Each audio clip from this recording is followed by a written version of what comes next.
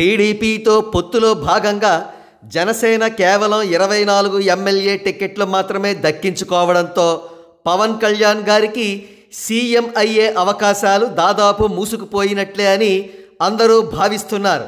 కానీ ఈ సమయంలో కూడా ఒక్కటి కాదు, రెండు కాదు, ఏకంగా 4 ఆప్షన్స్ పవన్ కళ్యాణ్ గారు సీఎం అవ్వడానికి వీలుగా ఉన్నాయి.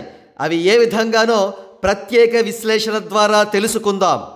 ఆప్షన్ 1, టీడీపీకి సంపూర్ణ మెజారిటీ వచ్చి జనసేన తక్కువ స్థానాల్లో ఎమ్మెల్యే సీట్లు గెలుచుకున్నా సరే చంద్రబాబు నాయుడు గారు పవన్ కళ్యాణ్ గారిని కనీసం 1 సంవత్సరం సీఎంగా చేయడం. ఇది వినడానికి అబ్సర్డ్గా, వేడ్గా అనిపించవచ్చు. ఇందులో చంద్రబాబు నాయుడు గారి ఔదార్యం ఏమీ లేదు. రాబోయే ఎలక్షన్స్కు చంద్రబాబు నాయుడు గారి పెట్టుబడిగా మనం భావించవచ్చు. ప్రస్తుతం భయంకరమైన యాంటీ ఇన్కంబెన్సీ కారణంగా కూటమి గెలిస్తే గెలవవచ్చుగాక, కానీ ఇది నిజమైన గెలుపు కాదు అనే విషయం చంద్రబాబు నాయుడు గారికి స్పష్టంగా తెలుసు. మరి ముఖ్యంగా పవన్ కళ్యాణ్ గారి అభిమానుల్లో కానీ, కాపుల్లో కానీ చంద్రబాబు నాయుడు గారి పట్ల ఉండే వ్యతిరేకత రాబోయే లోకల్ బాడీ ఎలక్షన్స్లో 2029 జనరల్ ఎలక్షన్స్లో టీడీపీని చిత్తుగా ఓడిస్తుంది.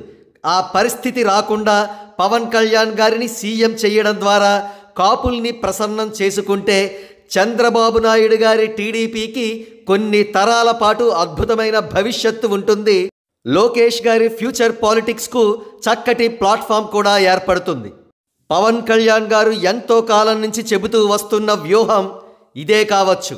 అయితే ఆ వ్యూహాన్ని ఇప్పుడే బయట పెడితే ఎలక్షన్స్లో భారీగా మెజారిటీ వస్తుంది కదా అనే ప్రశ్న ఉదయించవచ్చు.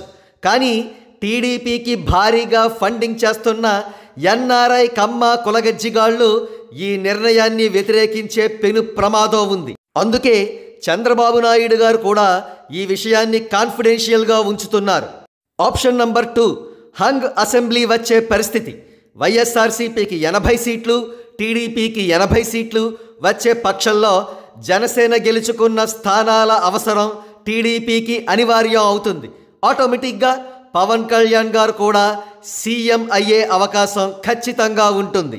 ఇక్కడ అనైతికం అని ఆలోచించకుండా ఉంటే పవన్ కళ్యాణ్ గారి అవసరం వైఎస్ఆర్సీపీకి కూడా ఏర్పడవచ్చు. ఆప్షన్ నంబర్ 3, ఇది ఆప్షన్ నంబర్ 2కు ఎక్స్టెన్షన్ అని చెప్పవచ్చు.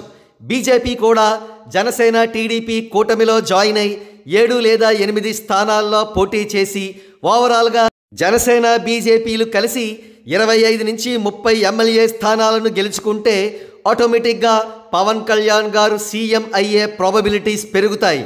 అయితే ఇందుకు గాను వైసీపీకి మరీ నీచాతి నీచంగా తక్కువ సీట్లు కాకుండా కనీసం 60-70 స్థానాల్లో గెలవవలసి ఉంటుంది. ఆప్షన్ నంబర్ 4, బీజేపీ ఒంటరిగా 175 స్థానాల్లోనూ పోటీ చేస్తే టీడీపీ కొంప ములుగుతుంది. ఇప్పటికే టీడీపీలోనూ జనసేనలోనూ టికెట్ రాని వాళ్ళందరూ బీజేపీ కేసి ఆశగా చూస్తున్నారు. ఇదే జరిగిన పక్షంలో హంగ్ రావడం ఖాయం. హంగులో భాగంగా పవన్ కళ్యాణ్ గారు సీఎం అయ్యే అవకాశాలు సుస్పష్టం. ఎందుకంటే ప్రధాని మోడీ గారి గుడ్ బుక్స్లో పవన్ కళ్యాణ్ గారు ఉన్నారు కాబట్టి, ఒక కాపు వ్యక్తినే సీఎం చెయ్యాలనే సంకల్పంతో ఉన్నారు కాబట్టి ఈ ఆప్షన్స్లో ఏదో ఒక ఆప్షన్ ద్వారా పవన్ కళ్యాణ్ గారు సీఎం అవుతారని జన సైనికులు ఆశించవచ్చు.